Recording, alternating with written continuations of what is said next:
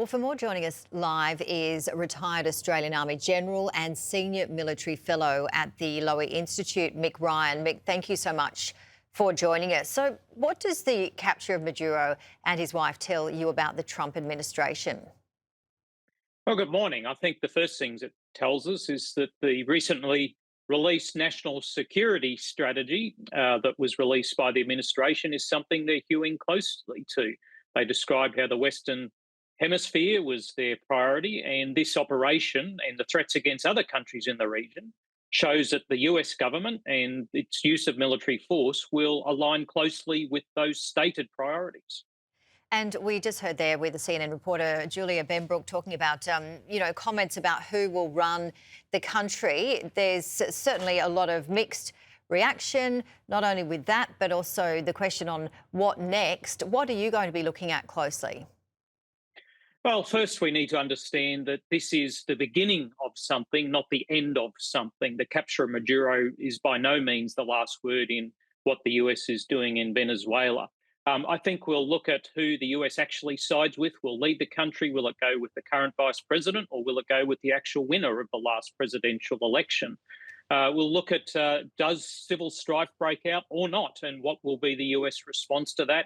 And then finally, how long will the US military leave its fairly significant force in Puerto Rico and other parts of the Caribbean to coerce the future leaders of Venezuela, as well as other countries in the region? And how is Australia placed in the world regarding this? Well, it's a long way from Australia, but it's still relevant. Everything the Americans do has some relevance to us because they're our major ally and our major security guarantor. So we need to watch this. We certainly need to watch what the Americans are saying and doing about the Western Hemisphere, and then how that might impact on security affairs in our region. Particularly, does it change the behaviour of other authoritarian regimes like the North Koreans and the Chinese? And what's your reaction from our Prime Minister? He called for a peaceful transition in Venezuela. Well, I mean, what else can he do? He doesn't really have a say on what's going on here. I think he has to play a careful game. He doesn't want to upset the Trump administration, but he also wants to make his feelings known about the what some may see as an illegal kidnapping of the Venezuelan president.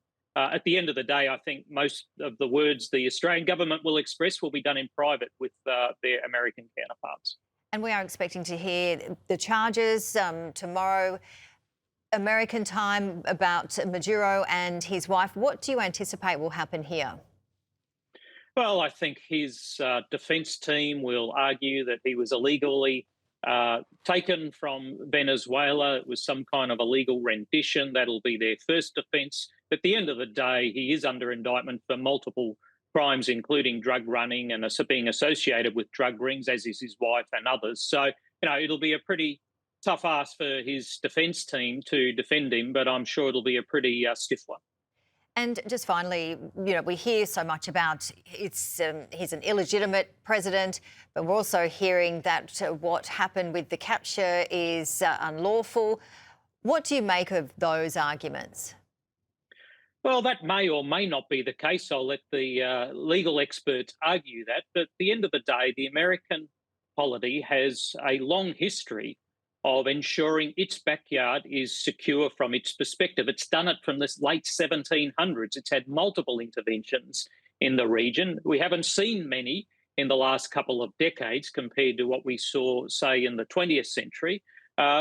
American intervention in its region to assure the security of its nation is back, and I think we might see more of it in the near future. Mick Ryan, always great to see you. Thank you so much. Thank you.